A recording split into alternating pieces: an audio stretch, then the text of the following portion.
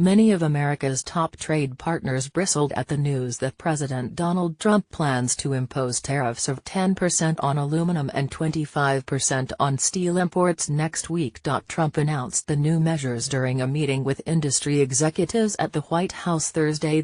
Canada called the tariffs unacceptable and inappropriate, saying it hoped to receive an exemption from the policy, though the president plans to offer zero exemptions. According to the New York Times. Mexico is considering slapping tariffs of its own on the United States in retaliation, the Financial Times reported.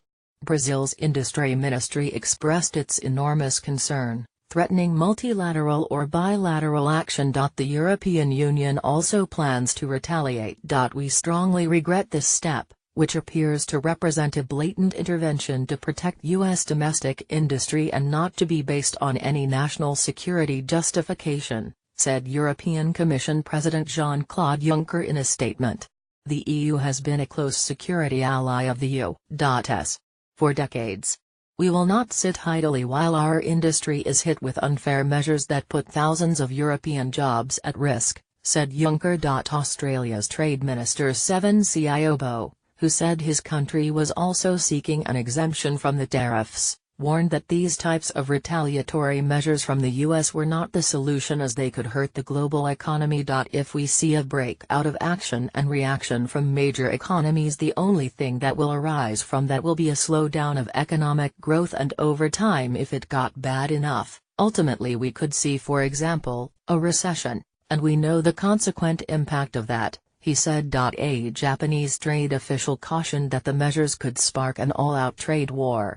If trade restrictions are being put in place one after another, you're opening a Pandora's box, and that's the scariest part, said Kosei Shindo, head of the Japan Iron and Steel Federation, earlier this week ahead of Trump's announcement. China, the country Trump has attacked the most for being unfair to the U.S. on trade, urged the United States to show restraint in using protective trade measures, respect multilateral trade rules, and make a positive contribution to international trade order, according to Chinese Foreign Ministry spokeswoman Hua Chunying. Trump himself seemed to relish the looming international confrontation over the policy shift, tweeting Friday morning that trade wars are good and easy to win. The U.S. currently imports 90% of the aluminum it uses and is the world's largest steel importer.